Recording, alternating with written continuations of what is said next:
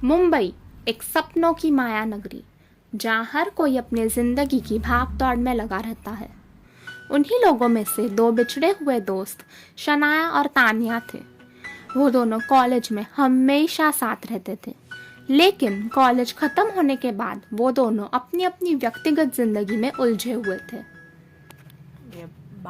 Shanaya office में काम करती थी और शादी करके अपना घर बसा चुकी थी और अपने जीवन में बेहद खुश थी। वही दूसरी तरफ तानिया थी, जो मुंबई में बिल्कुल अकेले रहती थी और अपना ज़्यादातर वक्त हॉरर कंटेंट वीडियोस बनाने में लगाती थी। उसे पुरानी हवेलियाँ, जहाँ भूतों की रहस्यमय कहानियाँ और भूतिया जगहों पर जाना बेहद पसंद था।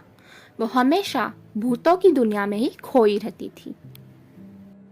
तानिया खुद को हमेशा इतने बड़े शहर में अकेला पाती थी। इसी वजह से तानिया हॉरर वीडियोस केवल अपना अकेलापन दूर करने के लिए बनाती थी। उसे भूतों के बारे में जानना तो बहुत पसंद था, लेकिन वो उनमें हरगिज विश्वास नहीं रखती थी, बल्कि उसे तो भूतों का मजाक उड़ाने में ज्यादा मजा आता था। इसी दौरान तानिया की बिछड़ी हुई दोस्त शनाया उसे बड़े दिनों बाद कॉल करती है। तानिया शनाया का कॉल सुन के बहुत खुश हो जाती है। उन दोनों में लंबी बातचीत चलती है। शनाया तानिया को बताती है कि उसने शादी कर ली है और वो एक आलीशान कंपनी में काम करती है।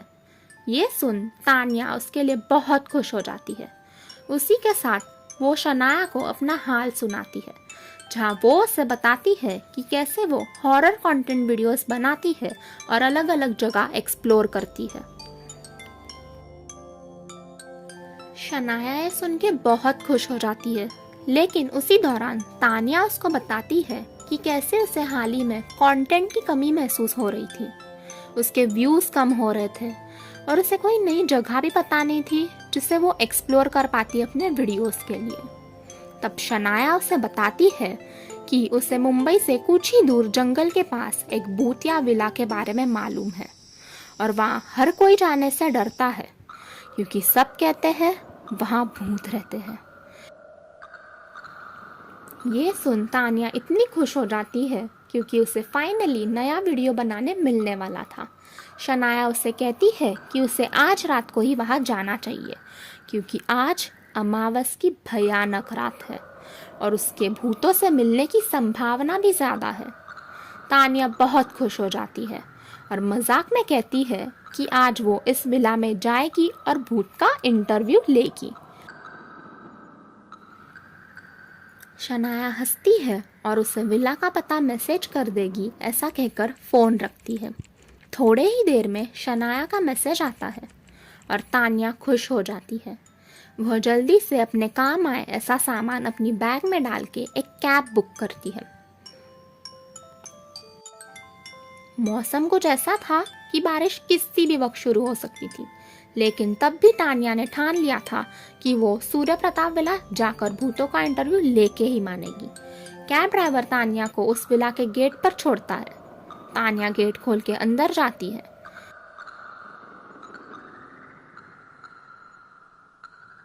वो विला बरसों से बंद पड़ा हुआ था। लोग कहते थे उस विला में अजीबोगरीब आवाज़ें सुनाई देती थी, कभी किसी की रोने की तो कभी किसी की चीखने की। वो विला मानो तानिया से वहां आने का इंतजार कर रहा था। तानिया जोर जोर से वहां भूतों को बुलाकर उनका मजाक उड़ा रही थी।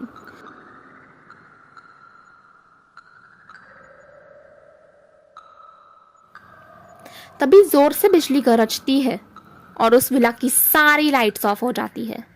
तानिया कैमरा ऑफ करती है और अपने फ़ोन की टॉर्च ऑन करती है। तभी शूटिंग करने की वजह से उसकी फ़ोन की सारी बैटरी ख़त्म हो जाती है।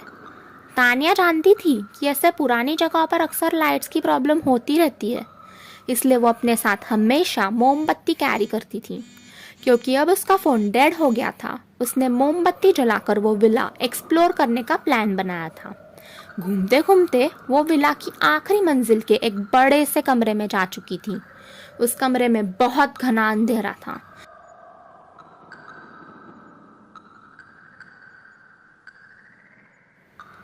सब धुंधला धुंधला नजर आ रहा था, लेकिन अब जो तानिया ने देखा वो देखकर पहली बार डर गई। उसके सामने एक कंकाल गिरा हुआ पड़ा था। तानिया बहुत जगह जा चुकी थी, लेकिन आज तक उसने ऐसा कुछ नहीं देखा था। वो वहां से तेजी से भाग जाती है। उसी दौरान उस विला की सारी लाइट्स ऑन ऑफ होने लगती है। तानिया तेजी से भागकर अब विला के लाउंज पहुंच जाती है और वहां एक शैतानी गुड़िया बैठी होती है और तानिया को देखकर अजीब तरह से मुस्कुराती है। अब जोर से बारिश शुरू हो चुकी थी। तानिया अब जान चुकी थी भूत वाकई में होते हैं, क्योंकि जो उसके सामने हो रहा था वो वाकई में हकीकत थी या वहम, तानिया को समझ ही नहीं आ रहा था। तानिया अपने एक एक कदम पीछे बढ़ाकर तेजी से विला के कॉरिडोर की तरफ वहां से निकल जाने को देखती है। तभी उसके सामने दिल दहलाने वाला हादसा पेश आता है। वो कॉरिडोर में एक बूढ़ी औरत को जमीन पर रेंगते हुए तेजी से उसकी तरफ आते हुए देखती है। तभी तानिया अपनी जान बचाकर जोर से भागने लगती है। तानिया का दिल जोरों से धड़क रहा था। बारिश से विला के बाहर पानी से सब गीला हो चुका था। तानिया को तो कोई अभी होश ही नहीं था। उसे बस वहां किसी तरह से अपनी जान बचाकर भागना था। वो बस विला के एग्जिट पर ही पहुंची थी, तब वहां दूर विला के गेट पर एक सफेद कपड़े और हाथ में मोमबत्ती लिए खड़े एक औरत को देखती है। वो देख तानिया को अब ये पता चल चुका था कि आज वो इस विला से बच नहीं पाएगी। वो हड़बड़ा जाती है और तेजी से यहाँ वहाँ कोई दूसरा रास्ता भागने के लिए ढूंढने लगती है। तभी उसका पैर पानी में फिसल जाता है और उसके सर पे गहरी चोट आती है। उसकी वही मौत हो जाती है।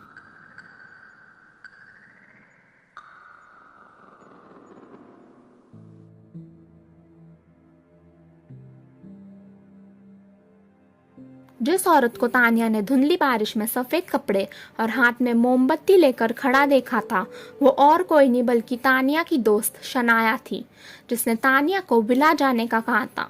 वो अपनी गाड़ी से वहां तानिया को उसके बर्थडे पर सरप्राइज देने पहुंची थी और वो केक पे कैंडल जलाकर अंदर आ रही होती है। लेकिन तानिया को यूं हड़बड़ाते हुए भाग के नीचे गिरता देख शनाया चौकन्ना हो जाती है और उसकी तरफ भागते हुए जाती है। तब वो देखती है कि तानिया के सर पे गहरी चोट आई होती है और उसके सर से बहुत खून निकल रहा होता है।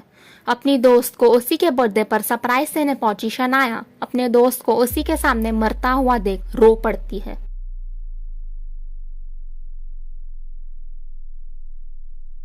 क्या सूर्य प्रताप विला में वाकई में कोई भूत था, या तानिया ने जो सब देखा था वो सब उसका वहम था?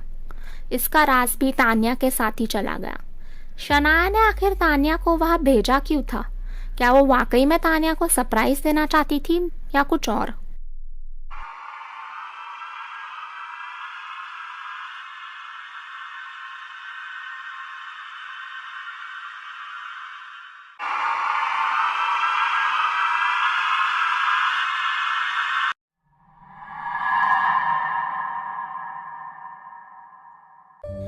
सीतापुर गांव में एक गरीब किसान उसके परिवार सहित रहता था।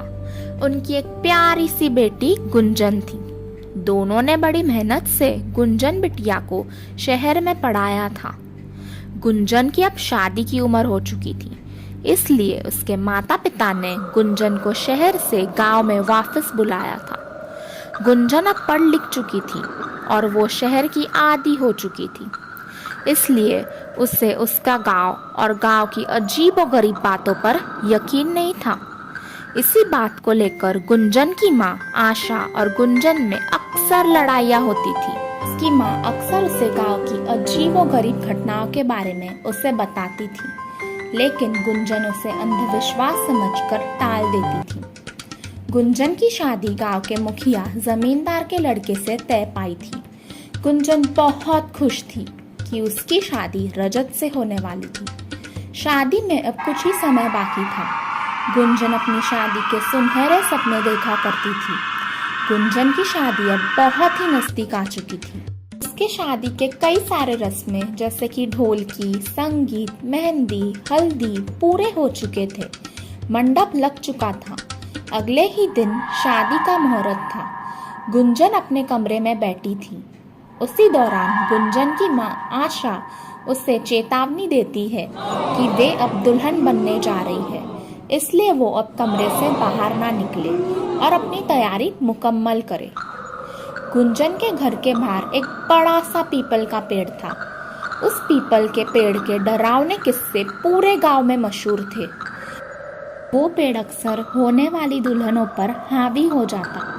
पूरे गांव में कोई भी अपनी बेटी की डोली उस पेड़ के पास से नहीं लेके जाता था। गुंजन की माँ ने भी उसे चेतावनी दी थी कि वो उस पेड़ से दूर रहे और किसी के भी बुलाने पर उस पेड़ के पास ना जाए। रजत की बारात अब आ चुकी थी। गुंजन अब दुल्हन बनकर मंडप में आ चुकी थी। रजत गुंजन की तरफ देखकर हैरान रह गया। वैसे तो वो जानता था कि गुंजन शादी के होने पर बहुत खुश थी, लेकिन वो इस बार कुछ ज़्यादा ही खुश नज़र आ रही थी। मानो जैसे ये शादी करने के लिए वो कई सालों से इंतज़ार कर रही है। वो बार बार आगे पीछे डोल रही थी। वो अपनी आंखें तेज़ी से यहाँ वहाँ घुमा रही थी, अजीब तरह से मुस्कुरा रही थी। उसकी हंसी मानो उससे बेकाबू हो रही थी, जैसे उसे इस शादी का बरसों से इंतजार था।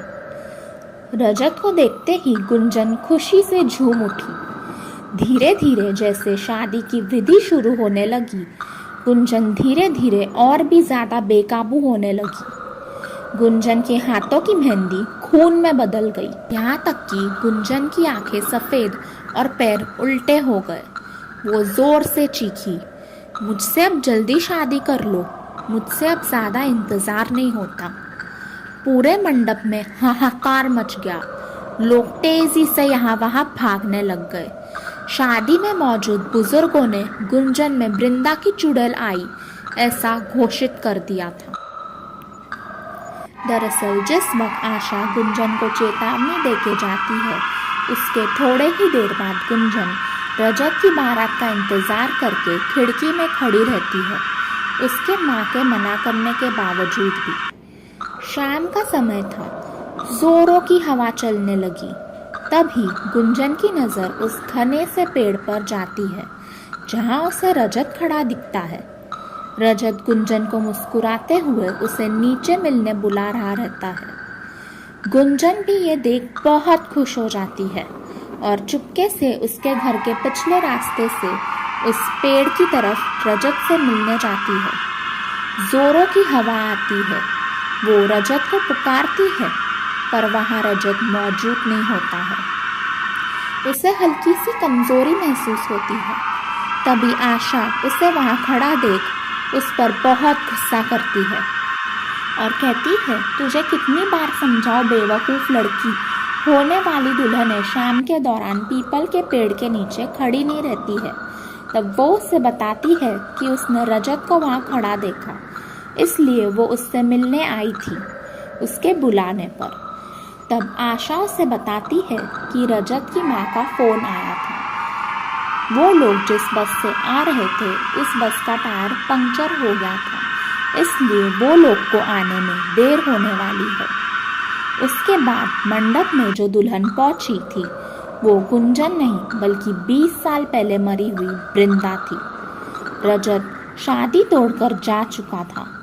गुंजन बेहोश हो चुकी थी और उसकी शादी टूट चुकी थी। वृंदा एक गरीब माँ बाप की इकलौती बेटी थी और हर लड़की की तरह वो भी अपने सुखी जीवन के सपने देखती थी। उसके माँ बाप ने कर्जा लेकर उसकी शादी तय की थी। खुशियों में झूम रही वृंदा अपनी शादी के लिए बहुत उत्सुक थी।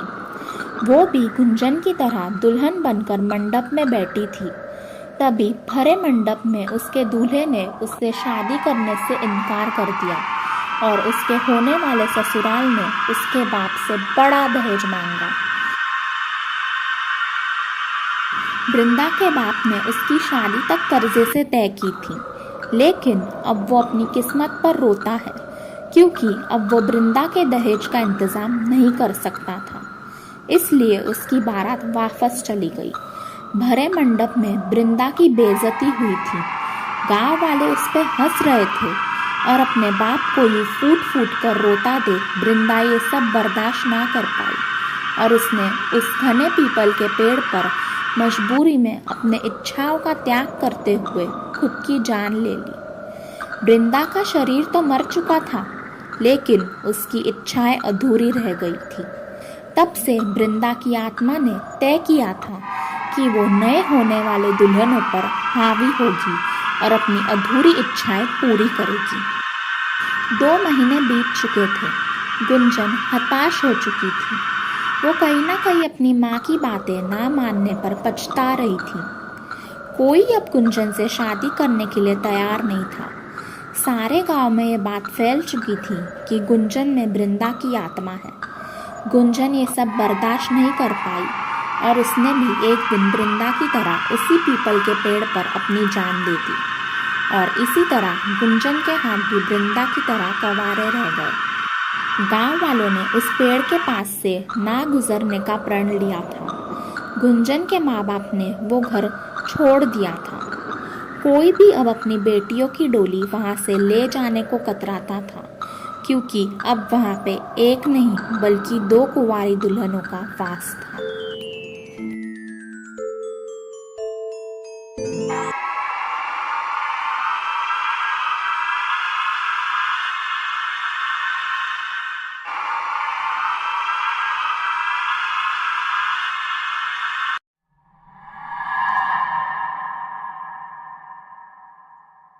प्रकाश एक नौजवान युवक जिसने हाल ही में जर्नलिज्म का कोर्स पूरा किया था और नौकरी की तलाश में था।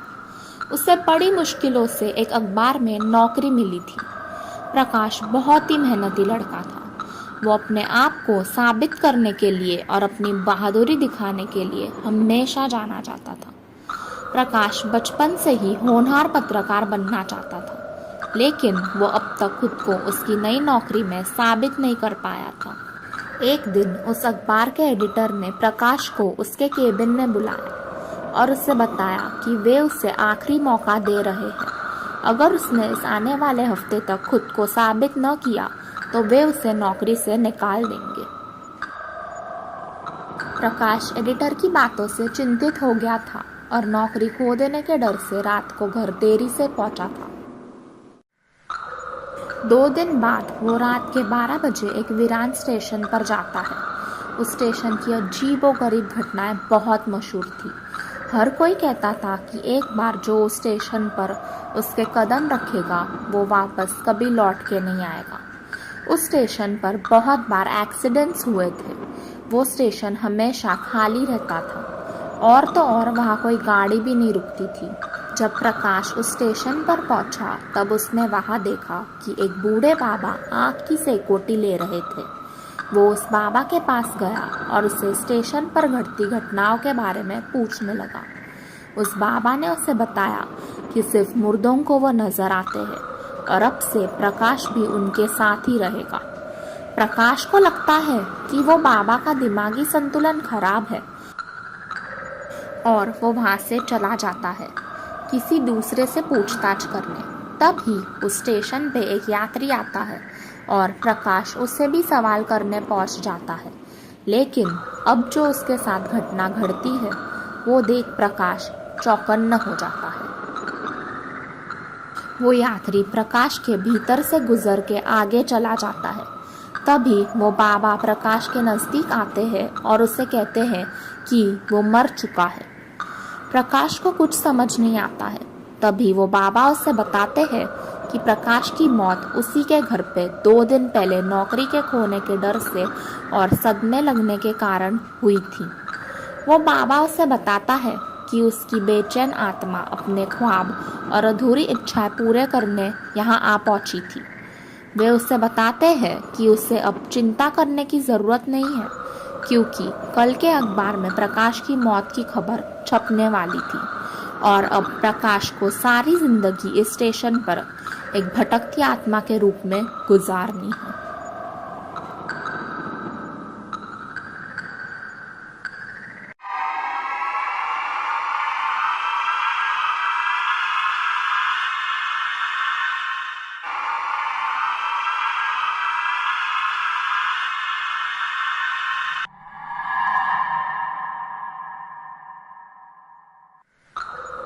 सूरज अपनी माँ के साथ रहता था। उसके पिताजी ने उसकी माँ को बचपन में ही छोड़ दिया था। सूरज की माँ ने भी उसे पढ़ लिख कर बड़ा किया था। वैसे तो सूरज की माँ ने उसकी परवरिश में कोई कमी नहीं छोड़ी थी, लेकिन उसके मन में अंदर ही अंदर उसके पिता का उसके साथ न रहना हमेशा खलता था। सुमित्रा ने अपनी माँ होने की सारी जिम्मेदारियां पूरी की थी, लेकिन वो फिर भी सूरज के पिता का किरदार नहीं निभा सकी। सूरज ने अपने कॉलेज के दोस्तों को हमेशा मोटर बाइक और गाड़ी की सवारी करके कॉलेज आते देखा था। तब से सूरज का भी एक ही सपना था कि वो अपने जीवन में एक गाड़ी खरीद सके। सूरज ने दिन रात एक करके छोटी मोटी नौकरियां करके बड़ी बचत की थी। सूरज के गाड़ी खरीदने का सपना अब पूरा होने वाला था। सूरज एक सेकेंड हैंड कार की शॉप में जाता है और उससे एक चमचमाती लाल रंग की गाड़ी उसे अपने ओर आकर्षित करती है। वो फौरन से उस गाड़ी को खरीदने की मांग करता है। पहले तो शोरूम का मालिक उस गाड़ी को बेचने से मना करता है, लेकिन सूरज ने उस गाड़ी के ज़्यादा पैसे देने की ऑफर करता है और शोरूम के मालिक फौरन से मान जाते हैं। हाँ, लेकिन एक शर्त के साथ। वो सूरज से कहता है कि उसे उस गाड़ी को रात के 12 बजे के बाद इस्तेमाल नहीं करना होगा। वजह पूछने पर वो उससे बताता है कि उसने इस गाड़ी के पुराने मालिक से वादा किया था। सूरज हंस के हाँ करता है। सूरज अपनी चमचमाती सेकेंड हैंड कार अपनी माँ को दिखाता है और सुमित्रा को एक लंबी लॉन्ग ड्राइव पे लेके जाता है। पहले कुछ दिन तो सब ठीक चल रहा था। सूरज अपनी गाड़ी का खूब इस्तेमाल करता है। एक दिन सूरज अपनी गाड़ी में से अपने एक दोस्त के जन्मदिन में जाता है, लेकिन वो उस शोरूम के मालिक की बात को नज़रअंदाज कर देता है। सुबह के 4 बज चुके थे। सूरज पार्टी से बाहर निकलता है और उसकी जेब से गाड़ी की चाबियां निकालता है, पर वो देखता है तो क्या, उसकी गाड़ी तो वहाँ थी ही नहीं। सूरज हैरान परेशान हो जाता है। उसे लगता है कि उसकी गाड़ी चोरी हो गई थी। वो घर जाने का फैसला करता है और सुबह होते ही पुलिस में शिकायत करने का फैसला करता है। सुबह के तकरीबन 5 बजे वो घर पहुंचता है और वो देखता है तो क्या, उसकी गाड़ी वहीं खड़ी होती है, पार्किंग लॉट में। किसी दिन उसकी गाड़ी रात के 12 बजने के बाद खुद अपने पार्किंग में जा पहुंचती, तो कभी गाड़ी के अंदर पड़ी बियर की बोतलें बाहर फेंक देती, कभी रात को अचानक से गाड़ी का रेडियो शुरू हो जाता, तो कभी वो गाड़ी के टायर अपने आप ही साफ हो जाते। सूरज की तो बस हो चुकी थी। उसने फैसला कर लिया था कि वो रात के 12 बजे उस गाड़ी को बाहर लेकर जाएगा और पता लगाएगा कि आखिर ये सब कर कौन रहा था। सूरज गाड़ी चला के जंगल की तरफ जा पहुंचता है। 12 बजते ही गाड़ी का स्टीयरिंग व्हील अपने आप चलने लगा। गाड़ी की रफ्तार बढ़ गई थी, लेकिन वो इस बार अपने पार्किंग लॉट पे नहीं, बल्कि जोरों से खाई की ओर बढ़ने लगी। सूरज की लाश खाई से बरामद हुई। उसकी माँ फूट फूट कर रोई। वो गाड़ी एक पुराने रिटायर्ड आर्मी जनरल की थी और उसकी गाड़ी में रात 12 बजे एक्सीडेंट हुआ था। उसके बाद उसके बेटे ने ये गाड़ी बहुत ही कम दाम में शोरूम के मालिक को बेच दी थी। वो गाड़ी अपने आप ही अगले दिन एक्सीडेंट की स्पॉट से गायब होकर उसी शोरूम में जाकर पार्क हो गई। अगले दिन सोनिया उस शोरूम में एक गाड़ी खरीदने आती है और उसकी नज़र उस गाड़ी पे जा पहुंचती है। वो भी जिद करके उस गाड़ी को खरीद लेती है और फिर सोनिया के साथ क्या हुआ, अब ये तो सोनिया ही जाने।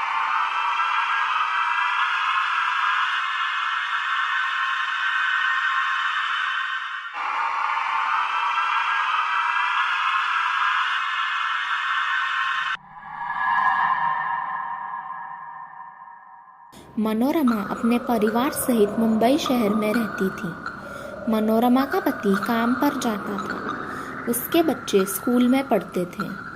उसका जीवन बहुत ही अच्छे से गुजर रहा था कि एक दिन मुसीबतों ने उसके घर का रास्ता देख लिया।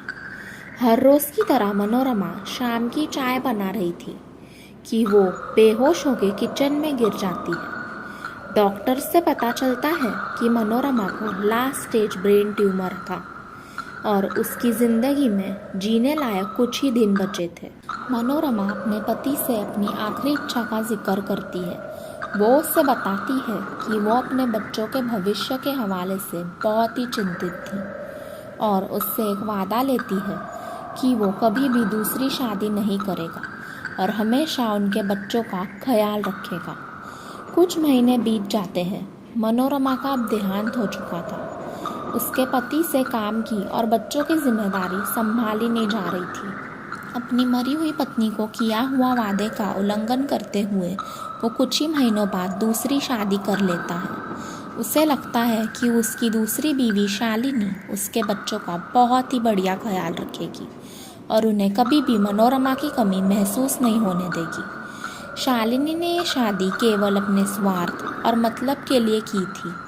उसे उन बच्चों की कोई परवाह नहीं थी और कुछ समय बीत जाने के बाद उसके पति को भी ये बात पता चल चुकी थी और अब उसे भी कोई परवाह नहीं थी। एक दिन शालिनी सूखे कपड़ों को निकालने रात को छत पे जाती है और उसे छत पर एक अजीब सी ठंडी महसूस होती है। खाने का वक्त हो जाता है और हमेशा की तरह जो शालिनी उन बच्चों को 2 दिन पुराना बासी खाना खिलाती है, आज अचानक से तरह तरह के पकवान बना के दोनों बच्चों को बड़े प्यार से अपने हाथों से खिलाने लगी। उसका पति ये नज़ारा देख थोड़ा हैरान रह गया था। थोड़े टाइम बाद सब सोने चले गए। मनोज को प्यास लगती है और वो किचन की ओर बढ़ता है। उसके सामने दिल दहलाने वाला हादसा पेश आता है। वो देखता है तो क्या, शालिनी के शरीर में मनोरमा की आत्मा घुस चुकी थी और वो उसके हाथ में एक बड़ा सा छुरा लिए मनोज का इंतज़ार कर रही थी। मनोरमा मनोज से बहुत ही नाराज़ थी।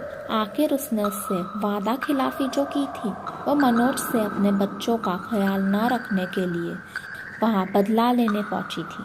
उस रात मनोरमा ने बड़ी ही बेरहमी से मनोज का कत्ल कर दिया। उसके बाद मनोरमा की आत्मा ने शालिनी के शरीर में हमेशा हमेशा के लिए बसेरा बना दिया। अब मनोरमा को उसके बच्चों से कोई दूर नहीं कर सकता था। शायद शालिनी की भी यही सज़ा थी।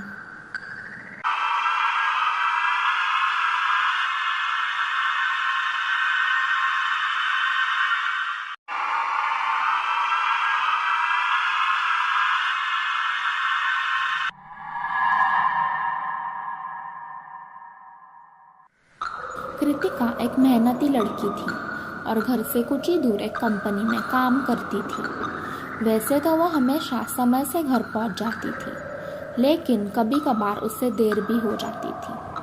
कृतिका की माँ ने सुबह उसे टिफ़िन पकड़ाया और उससे कहा, आज अमावस की रात है तो घर जल्दी आ जाना और अगर देर भी हो जाए तो वापसी में पड़ने वाले 3 रास्ते से मत आना।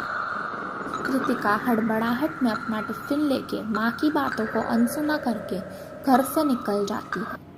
शाम हो चुकी थी।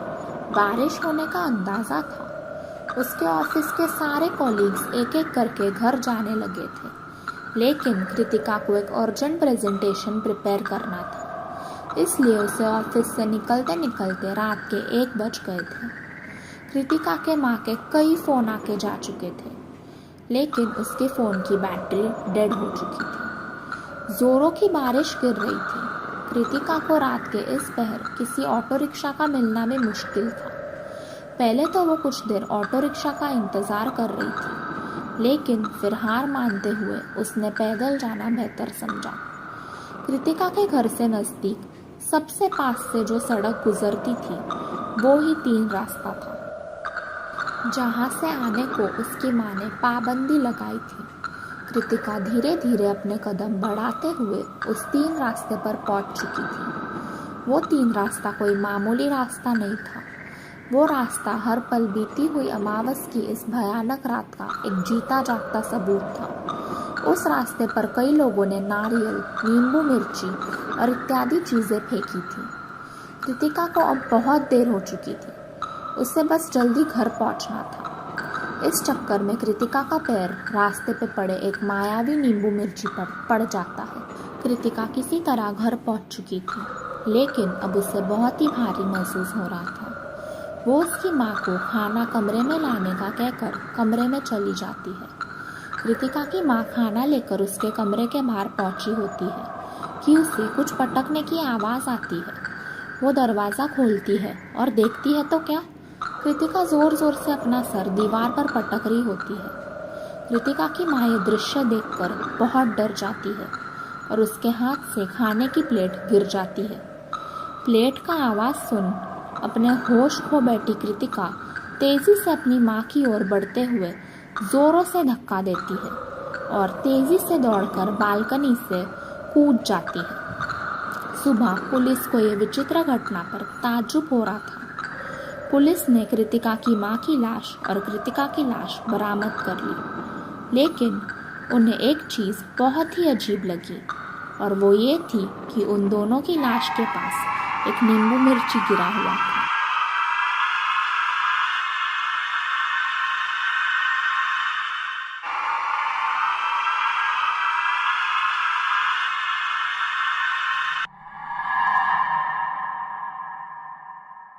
चार दोस्त प्रिया, अनिल, सुरेश और संजना छुट्टियां मनाने के लिए गोवा जाते हैं। वो चारों कॉलेज के दिनों से बहुत अच्छे दोस्त थे। प्रिया की सुरेश से और अनिल की संजना से सगाई हो चुकी थी। ये उन चार दोस्तों की आखिरी बैचलर ट्रिप थी। चारों ने पूरा दिन खूब मस्ती की, गोवा के बीच का खूब आनंद लिया, भरपेट खाना भी खा लिया। देर रात हो चुकी थी। वो चारों बॉनफायर के आ बैठे थे, अपनी पुरानी यादें ताज़ा कर रहे थे। तभी अनिल कहता है, चलो गाइस कुछ फन करते हैं। तभी प्रिया चार्ली चार्ली खेलने का प्लान बनाती है। सब मान जाते हैं। अनिल पेपर और पेंसिल लेकर गेम शुरू करता है। संजना कहती है, Charlie Charlie are you here? कोई पेंसिल नहीं हिलती। फिर सुरेश पूछता है, तब भी कुछ नहीं होता है। फिर प्रिया कहती है और पेंसिल धीरे से यस की तरफ मुड़ जाती है। सब शॉक हो जाते हैं। प्रिया पूछती है, चार्ली चार्ली क्या तुम सच में यहाँ हो? फिर यस आता है। फिर अनिल पूछता है, चार्ली चार्ली क्या हम चारों फिर से गोवा आएंगे? तब पेंसिल नो की तरफ घूम जाती है। सब हंसकर मजाक उड़ाने लगते हैं। सुरेश कहता है, चलो पता लगाते हैं कि ये गेम वाकई में सच्चा है या फेक। सुरेश कहता है, मैं चार्ली से ऐसा सवाल पूछूंगा जिसका जवाब मैं पहले से ही जानता हूँ। वो कहता है, चार्ली चार्ली मुझे बताओ, प्रिया क्या मुझसे पहले किसी और को पसंद करती थी? पेंसिल यस की तरफ घूमती है। प्रिया को ये सवाल और उसका जवाब बिल्कुल अच्छा नहीं लगता है और वो गेम आगे खेलने से मना कर देती है। सब उसे बहुत इसरार करके रुकाते हैं। सुरेश प्रिया को गुस्से से देखता है, फिर पूछता है, चार्ली चार्ली क्या प्रिया अनिल को पसंद करती थी? फिर यस आता है। सुरेश को बहुत तेज़ गुस्सा आता है। वो अनिल के ऊपर हाथ उठाता है और दोनों के बीच लड़ाई हो जाती है। दोनों लड़कियां उन्हें रोकने की बहुत कोशिश करती है, लेकिन किसी तरह अनिल को मौत हो जाती है। इसके बाद सुरेश उसकी मंगेतर प्रिया की भी जान लेता है। सुरेश को हमेशा उन दोनों पर शक था। संजना ये सब देख बहुत घबरा जाती है। वो एक बड़ा सा डंडा ढूंढ के सुरेश के सर पे जोर से मारती है और उसकी भी वही मौत हो जाती है। संजना अब अकेली बच गई थी। उसके बाकी दोस्त मर चुके थे। वो उसी शौक की हालत में वो गेम कंटिन्यू करती है और पूछती है, Charlie Charlie did you kill my friends? Pencil yes की तरफ घूमती है। फिर वो और घबरा के पूछती है, Charlie Charlie will you kill me as well? Yes की तरफ घूमती पेंसिल देख संजना को हार्ट अटैक आ जाता है और वो भी वही मर जाती है।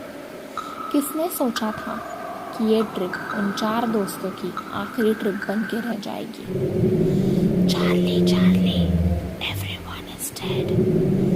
यस।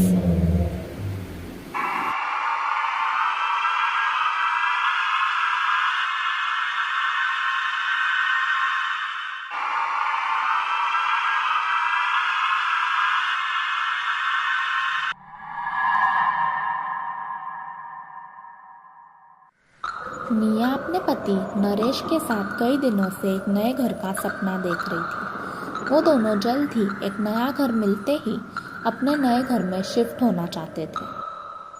बड़ी दिक्कतों का सामना करने के बाद उन दोनों को घर तो मिला, लेकिन उस घर का एक दरवाज़ा खोलने की पाबंदी थी। उनका नया घर इतना खूबसूरत और आलीशान था कि उनका ध्यान कभी भी उस बंद कमरे की तरफ जाता ही नहीं था। पूरा घर सेट होने पर निया और नरेश ने अपने घर पर एक पूजा रखी और अपने करीबी दोस्तों और रिश्तेदारों को इनवाइट भी किया था। निया और नरेश बहुत खुश थे। पूजा भी मंगलमय तरीके से संपन्न हुई, लेकिन निया और नरेश को उनके साथ आगे होने वाली भयानक घटना का अंदाजा नहीं था। दरअसल पूजा के समय निया और नरेश भक्ति में लीन थे। तभी पूजा में आए एक बच्चे ने गलती से वो दरवाज़ा खोला था, लेकिन सिर्फ वो दरवाज़ा नहीं खुला था, उसके साथ आज़ाद हुई थी शामू की आत्मा। निया और नरेश को इस बात का बिल्कुल अंदाज़ा नहीं था। 2 दिन बीत चुके थे। अब उस घर में अजीब हादसे पेश आने लगे। कभी बाथरूम का शावर खुल जाता तो कभी लाइट्स ऑन ऑफ होती, कभी किचन के बर्तन गिर जाते तो कभी रात के 3 बजे कोई घर का मेन डोर खटखटाता। निया और नरेश में अब इस बात को लेकर झगड़े भी होने लगे थे। कुछ भी अच्छा नहीं चल रहा था। नरेश ने एक बाबा को उसके घर का हाल सुनाया और उन्हें अपने साथ घर लेकर आया। बाबा ने घर में पैर रखते ही उस दरवाजे की तरफ इशारा किया और कहा, किस मूर्ख ने इस दरवाजे को खोला था, वो अब बाहर आ चुका है, वो किसी को नहीं छोड़ेगा। निया और नरेश बहुत घबरा जाते हैं और बाबा जी से उपाय की मांग करते हैं। शामू एक गरीब मजदूर था और इसी घर को बनाते समय उसकी अनजाने में मौत हो गई थी। बस इसी बात का बदला उस घर में आने वाले इंसान से वो लेता था। बाबा कहते हैं उसे वापस कैद करके उसी कमरे में बंद करना होगा, वरना तुम दोनों भी मारे जाओगे। बाबा कहते हैं हम तीनों उस कमरे में एक खास हवन करेंगे और शामू की आत्मा को उसके कमरे में बुलाएंगे।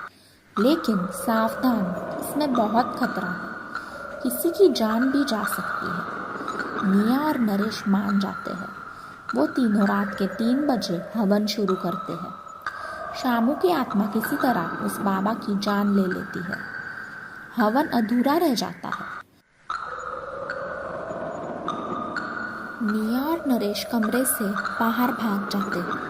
निया शामू को उन दोनों को बख्श देने की भीख मांगती है, लेकिन शामू उनसे कहता है कि उनको भी अगर उस आलीशान घर में रहना है तो उन दोनों को भी शामू की तरह कुर्बानी देनी होगी। और ये कहते ही उन दोनों के सर पर एक बड़ा सा झूमर गिर जाता है। उन दोनों की भी वही मौत हो जाती है। कई साल बीत जाते हैं।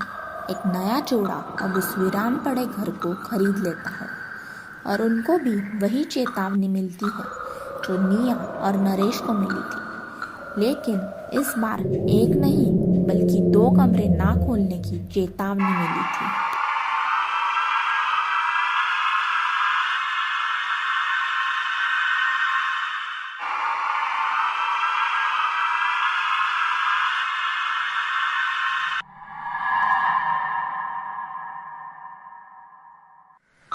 दूर एक पहाड़ी की चोटी पर एक पिशाचनी का वास था। हर साल एक भारी अमावस की रात को वो उस पहाड़ी की चोटी से नीचे आकर अपना शिकार ढूंढती। रघु एक 20 साल का मासूम और सीधा साधा लड़का था। वो अपने गरीब माँ बाप सहित रहता था। रघु वैसे तो हर शाम अपने पिताजी के साथ घर वापस आ जाता था, लेकिन पिछले कुछ दिनों से वो अपना काम खत्म करते ही किसी से मिलने नदी किनारे जाता था। उसने हाल ही में बेला नामक लड़की से दोस्ती की थी। वो उसे चाहने लगा था। बेला एक अनाथ लड़की थी और वो भी रघु को बहुत पसंद करती थी। बेला ने एक दिन रघु से शादी करने का प्रस्ताव रखा और रघु भी मान गया। उसके तो मन की इच्छा जैसे पूरी हो गई हो। माता पिता नहीं मानेंगे, इस डर के कारण रघु ने बेला को अगले दिन मंदिर आने का कहा। तब बेला ने उसे बताया कि वो एक पवित्र जगह के बारे में जानती है और उन दोनों को उसी जगह पर शादी करनी चाहिए। उन दोनों ने आखिरकार शादी कर ही ली। रघु अपनी नई दुल्हन बेला को लेकर घर आ गया। उसके माँ बाप ने उसे खूब डांट लगाई, लेकिन फिर अपने इकलौते बेटे की खुशी के खातिर उन दोनों ने बेला को स्वीकार कर लिया। अगले दिन रघु की माँ ने बेला को आवाज़ लगाई और उससे कहा कि वो उसके साथ मंदिर चले और रघु को भी साथ बुला ले, ताकि उन दोनों के सुखी संसार की शुरुआत हो। तभी बेला उससे कहती है कि रघु अभी सोया है, तो वो थोड़ी देर बाद रघु के साथ खुद चली जाएगी। ऐसे ही कुछ दिन बीत गए। कहने को तो सब ठीक चल रहा था, लेकिन रघु की माँ को बेला कुछ अजीब लगती थी। वो अक्सर बेला से पूछा करती थी कि वो कहाँ रहती थी, रघु से कैसे मिली, उसके माँ बाप कहाँ रहते हैं, लेकिन बेला उससे हमेशा तरह तरह के बहाने करती। अमावस की भयानक रात अब नज़दीक आने वाली थी। रघु की माँ घर में सबको चेतावनी देती है कि कोई भी उस दिन घर से बाहर नहीं निकलेगा। इसी दौरान रघु की माँ बेला की अजीबोगरीब हरकतों पे भी नज़र रखा करती थी। बेला अक्सर देर रात को चांद की ओर देखा करती। उसने रघु को भी पूरी तरह से अपने काबू में कर लिया था। वो उससे हर वक्त अपने इशारों पे नचाती थी। वो रघु के लिए अलग से खाना भी बनाया करती थी और उसने रघु को अपने माँ बाप के खिलाफ भी भड़काया था। रघु को तो उसके माँ बाप उसके लिए जैसे मुसीबत ही लगने लग गए थे। बेला के हाव भाव शुरू से ही कुछ ठीक नहीं थे। बेला की कुछ बातें गौर करने वाली थी, जैसे कि उसके नाखून तेजी से हर रोज बढ़ जाते, उसके लंबे काले और घने बाल जिनका वो बहुत खास ख्याल रखती थी, और वो बहुत खूबसूरत थी, इतनी खूबसूरत कि गांव के कई सारे मर्दों की नज़र उससे हटती ही नहीं थी। उसने रघु को भी अपने जाल में फंसाया रखा था। एक तरफ बेला जैसी बला और दूसरी तरफ पिशाचनी का खौफ था। वो घड़ी आ चुकी थी जिसका इंतज़ार उस मायावी पिशाचनी को था। वो आज अपना शिकार ढूंढने चोटी से नीचे आने वाली थी। वो उस शिकार का क्या करती थी जानते हो? वो पिशाचनी हर साल आने वाली भयानक अमावस की रात एक मासूम लड़के को अपने कातिल अदाओं से अपने मायावी जाल में फंसा देती और उनको उस पहाड़ी की चोटी पर ले जाकर उनकी बलि चढ़ा देती। ये करने से वो और भी ज़्यादा ताकतवर, बलशाली और अमर हो जाती। दिन ढल चुका था। बेला रघु से कहती है कि उसे गांव में लगे मेले में घूमने जाना है। रघु की माँ उससे बहुत रोकती है, लेकिन रघु तो बेला की मोहब्बत में अंधा हो चुका था। वो उसके साथ चला जाता है। रघु तो अपने होश में ही नहीं था। पहाड़ों पर घना अंधेरा छाया हुआ था, कुछ नजर ही नहीं आ रहा था। एक बड़े से पेड़ के नीचे एक बड़ा सा हवन कुंड जल रहा था और साथ में रखी हुई थी कुछ दिल दहलाने वाली चीज़ें, जैसे कि कंकाल की खोपड़ी, एक बड़े प्याले में खून, एक बड़ा सा चाकू और भी कुछ। बेला और कोई नहीं बल्कि वो मायावी पिशाचनी थी, और इस बार उसका शिकार रघु था। वो रघु का हाथ पकड़कर कब उसे पहाड़ी की चोटी पर ले आई थी, ये तो रघु को भी समझ नहीं आया। बेला उसके सर पर जोर से किसी चीज़ से वार करती है। थोड़े देर में जब रघु होश में आता है और खुद को एक पेड़ से बंधा हुआ पाता है, वो बेला को अपने पास न देखकर उसे आवाज़ लगाने लगता है। तभी बेला अपने असली रूप में रघु के सामने आ जाती है। वो एक पिशाचनी थी। उसे बस एक बलि का बकरा चाहिए था। वो जोर जोर से हंसती है और कहती है, तुम मर्दों की इसी कमजोरी का फायदा हर साल मैं उठाती हूँ। कभी लता, कभी माया, तो कभी बेला। लाखों लोगों की बलि चढ़ाई है मैंने, और आज तुम्हारी बारी। रघु को अपनी आंखों पर यकीन नहीं आता है। वो एक बात तो जान चुका था कि आज वो बच नहीं पाएगा। वो उसे बख्श देने की भीख मांगता है, लेकिन उस जालिम पिशाचनी ने तो वही करना था जो उसने ठानी थी। वो रघु का हाथ काटकर उसका खून उस हवन कुंड में डालती है और लगातार कुछ भयानक मंत्र पढ़ती है। ऐसा करते करते वो रघु की बलि चढ़ा देती है और उसके बालों की ताकत और भी बढ़ जाती है। वो और भी ज़्यादा विशाल और ताकतवर बन जाती है। रघु तो मर गया, लेकिन उसके माँ बाप का इसमें क्या कसूर था? उन्होंने अपने बुढ़ापे के सहारे को खो दिया था। क्या अपने माँ बाप की बात न मानने वाले बच्चों की ये सज़ा होती है? आखिर उस पिशाचनी को ख़त्म कैसे किया जा सकता है? क्या वो अगले साल किसी मासूम को अपना शिकार बनाएगी?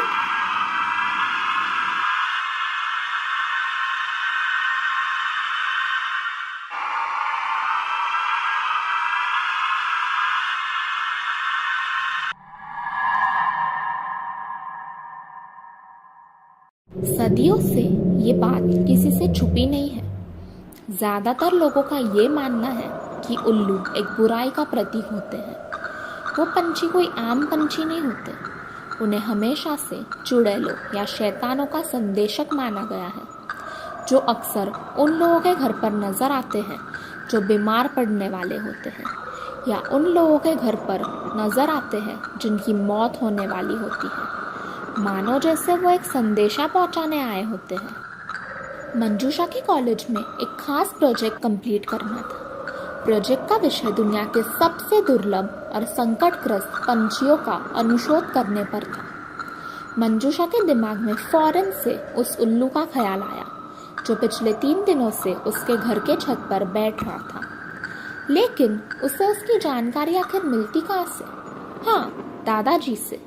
मंजूषा के दादाजी बहुत बूढ़े थे और काफ़ी पुराने ख्यालात के थे। वो उनसे उल्लू के बारे में साधारण जानकारी लेने आई थी, लेकिन जो जानकारी मंजूषा के दादाजी ने उसे दी वो काफ़ी विचित्र और डरावनी थी। मंजूषा के दादाजी ने उसे बताया कि उल्लू एक अनोखा पंछी होता है और अक्सर उसका नाम काला जादू और जादू टोने के साथ जुड़ा होता है। उन्होंने उसे ये तक बताया कि अक्सर भूत पिशाच और चुड़ैलें उल्लू का रूप धारण करती हैं। वो संदेशक होते हैं, कभी किसी की बुरी खबर के तो कभी किसी की मौत के। वो उसे बताते हैं कि पुराने वक्त में जब भी कोई उल्लू को देखता या उल्लू खुद कभी किसी के घर के छत पर बैठ जाता, तभी से उस घर के लोगों पर मानो पनौती छा जाती है। लेकिन दादाजी ने उस उल्लू की सिर्फ बुरी बातें नहीं बताई, एक खास राज की बात भी बताई। उन्होंने उससे बताया कि उल्लू के पास एक अनोखी शक्ति होती है। बहुत कम लोग इस बात को जानते हैं कि उल्लू न केवल इंसानों जैसा दिखता है, लेकिन वो इंसानों की तरह बात भी कर सकता है। मंजूषा दंग रह गई। दादाजी ने उसे बताया कि जब भी उल्लू किसी को देख अपने मुंह से वरदान देता है, उसे आशीर्वाद देता है, तभी फौरन बाद उस इंसान को उसकी गर्दन तोड़कर उसकी जान लेनी चाहिए, क्योंकि अगर ऐसा नहीं किया तो आशीर्वाद देने के फौरन बाद वो उल्लू उस इंसान को श्राप भी देता है, और जो कठोर शब्द वो उसके मुंह से निकालता है, उसके बाद उस इंसान की वही मृत्यु हो जाती है। पर दादाजी, उल्लू कितने प्राचीन और खूबसूरत दिखाई देते हैं। मुझे तो नहीं लगता वो ऐसे होंगे। और तो और दादाजी, आपको पता है बेचारे उल्लू दुनिया के सबसे दुर्लभ और संकटग्रस्त पंछियों में से आते हैं। ऐसे में हमें उनके बारे में ऐसी विचित्र बातें नहीं करनी चाहिए ना। आखिर वो भी तो इस संसार का हिस्सा है। तभी दादाजी हल्का सा मुस्कुराते हैं और कहते हैं, तुम आजकल के बच्चे कभी इन बातों पर यकीन नहीं करोगे। जाने दो, मैं तो चला सोने। अगले दिन मंजूषा अपना प्रोजेक्ट सबमिट करने के बाद घर आती है और देखती है तो क्या, उसके दादाजी तो हमेशा के लिए सो गए थे। मंजूषा ये दृश्य देख हैरान रह गई। उसके दिमाग से रात को बताई दादाजी की बातें जा ही नहीं रही थी। उसके छत पर भी तो पिछले कुछ दिनों से एक उल्लू आ रहा था, और फिर अचानक से उसके दादाजी की मौत भी हो गई। सालों बीत गए। आज भी जब कभी मंजूषा उल्लू को देखती है तो उसे दादाजी की कई बातें याद आती है और वो अपना मुंह फेरकर वहाँ से चली जाती है। लेकिन क्या वो उल्लू मंजूषा के दादाजी का संदेशा लाया था या फिर उसके दादाजी की मौत इसी वक्त लिखी थी? इस बात का फैसला आज तक मंजूषा नहीं कर पाई।